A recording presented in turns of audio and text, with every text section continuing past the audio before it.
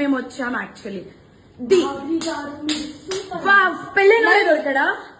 ఇంక ఎవరు దొరకడా నీకు? బిడ్డ మీద ప్రేమ లేదా రే? చూడు విశాల్ విశాల్ విశాల్ ఇదిగో ఈ అమ్మాయి ఉన్నారు పోలీసులు ఇద్దరు. ఏంటి ఏం మాట్లాడతావు? చిన్న కొడుకుని పెట్టుకొని దాన్ని చొప్పు తీసుకొని పట్టు, దాన్ని చొప్పు. విశాల్ అదిగో ఇద్దరు తగ్గించుకుంటున్నారు. ఇదిగో ఇదిగో ఇదే అది ఈ ముండా. ఇదిగో ఇదిగో ఈ కొడుకుని వదిలేసి చెప్తున్నాడు. ఏంట్రా అది దీనికోసం రా వచ్చింది.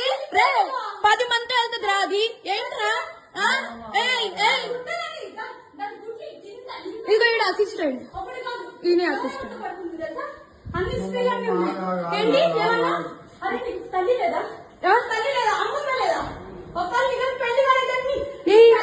పెళ్ళైనోడు కాదు, పెళ్ళైనోడే దొరకడా నీకు? పెళ్ళైనోడు దొరకడా నీకు? పెళ్ళైనోడు దొరకడా? పెళ్ళైనోడా? సిగ్గులే కొంచెం ఏంటి ఏంటి పెట్టు. పేరు శరణ్య. నేను ఈశ్వర్ సాయిలో కో క్యారెక్టర్, ఈశ్వర్ సాయి వైఫ్ని. బేసిక్గా నా హస్బెండ్ నార్మల్గా అయితే మాత్రం మా రిలేషన్ 7 years బట్టి ఎప్పుడు ఎలాంటి డిస్టర్బెన్స్ అయితే లేదు. ట్రూత్గా చెప్పాలంటే నా హస్బెండ్ నేను ఈ 7 సంవత్సరాలు ఒక్కసారి కూడా నేను ఎప్పుడు ఇలాంటి పొరపాట్లు ఎప్పుడు చూడలేదు. టెక్స్టులు మెసేజ్లు నా దగ్గర ప్రూఫ్లు ఉన్నాయి. చూపిస్తే మాత్రం అంటే ఇట్లా ఎలా వస్తుందంటే మరి నా హస్బెండ్ కూడా చెప్పడం ఏంటంటే తనే ఇట్లా నన్ను కొంచెం ఇది చేసింది. సో అందుకోసమని ఏ అబ్బాయి అయినా సరే మరి ఎట్లా ఇలాగే అయిపోయింది ఇంకా అని చెప్పి తను చెప్తున్నాడు. మరి ఆ అమ్మాయి ఏమంటుందంటే నాతో కూడా చాలా మంచిగా మాట్లాడేది. సో నేను లాస్ట్ టైం సూసైడ్ చేసుకోవడానికి వెళ్ళాను అనమాట. ఇట్లా ఈ అమ్మాయి విషయంలోనే కొంచెం నాకేదో కొంచెం నెగిటివ్ వైబ్ వచ్చి సో నేను బయటికి అంటే నేను సూసైడ్ చేసుకోవడం వరకు వెళ్ళిపోయాను. నేను నాకు బాబు ఉన్నాడు, బాబుని తీసుకొని సూసైడ్ చేసుకోవడానికి వరకు వెళ్ళిపోతే ఆ అమ్మాయి నా కోసం ఫుల్గా అంటే ఎక్కడ ఇది బాగా స్ప్రెడ్ అయిపోతుందా ఏంటి అనుకుందో ఏమో తెలియదు కానీ కంటిన్యూగా నన్ను ఫాలోఅప్ చేస్తూ ఎక్కడున్నావు ఏమైంది నాకు అప్పుడు కూడా ఏం డౌట్ రాలేదు.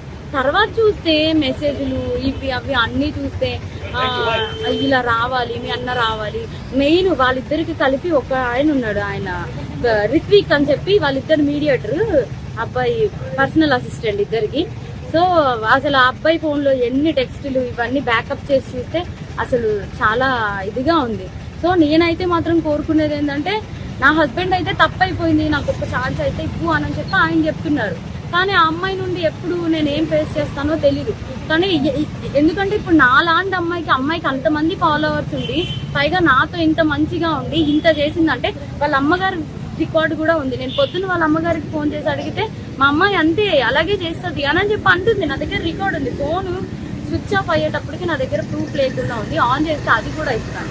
సో ఇట్లాగా ఇప్పుడు నాకు అన్యాయం జరిగింది. నా పేరెంట్స్ మా సిస్టర్స్ వచ్చి ఏదో చేశారు. నా హస్బెండ్ నాతో ఏదో కొంచెం పోలీసు దీంతో ఏదో మాట్లాడుతున్నాం అవుతుంది. ఇప్పుడు నాలాంటి అమ్మాయి ఒకవేళ వేరే ఒక అమ్మాయి ఎవరైనా దొరికింది అనుకోండి, అమ్మాయి ఇదే స్ట్రెస్ తట్టుకోలేక సూసైడ్ వరకు వెళ్తే ఎంత ప్రాబ్లం.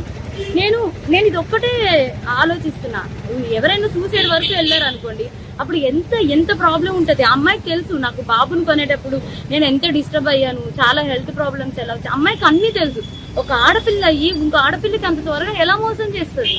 అది కూడా నా పక్కనే ఉండి మళ్ళా ఈశ్వర్ నిన్ను మోసం చేయట్లేదు, నేను అలాగా నీకోసం ఏడుతూ ఇంత చేస్తూ నా హస్బెండ్ తో అసలు అది ఎట్లా ఉండగలుగుతుంది. నా హస్బెండ్ కి డ్రింకింగ్ హ్యాబిట్ కూడా లేదు, అలాంటి తను డ్రింక్ కూడా చేయించారంటే అసలు నాకైతే అర్థం కావట్లేదు. అసలు ఈ ఫోక్ ఇండస్ట్రీ అంటే నేను చాలా ఈయనకి మంచి వాళ్ళందరూ చాలా మంది మాట్లాడుతుంటే అబ్బా చాలా ఇట్లా ఉంటది అట్లా ఉంటది అనుకున్నా కానీ ఇంత అన్యాయం నా వెనక ఇలా జరుగుతుంది అని చెప్పి నేను ఎప్పుడైతే అనుకోలేదు.